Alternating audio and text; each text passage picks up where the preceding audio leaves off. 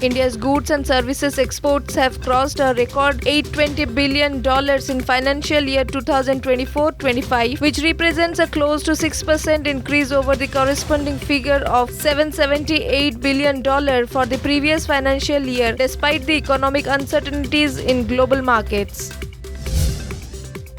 Rajasthan Royals keeper Sanju Samson has been heavily fined for maintaining a slow overrate during their fixture against the Gujarat Titans. The penalty was imposed for violating the league's overrate rules for the second time.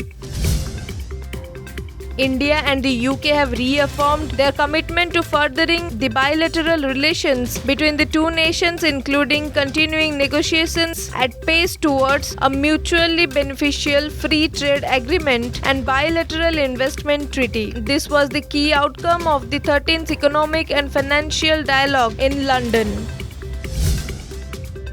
Prime Minister Narendra Modi extended his greetings to the nation on the occasion of Mahabir Jayanti. Commemorating the birth of Lord Mahabir, PM Modi said his teachings have been beautifully preserved and popularized by the Jain community. A shift in weather is set to bring relief from the scorching heat as nor'westers sweep through Odisha. The Regional Meteorological Center has predicted rainfall today and tomorrow due to the impact of the well-marked low-pressure system. A yellow warning has been issued for 9 districts.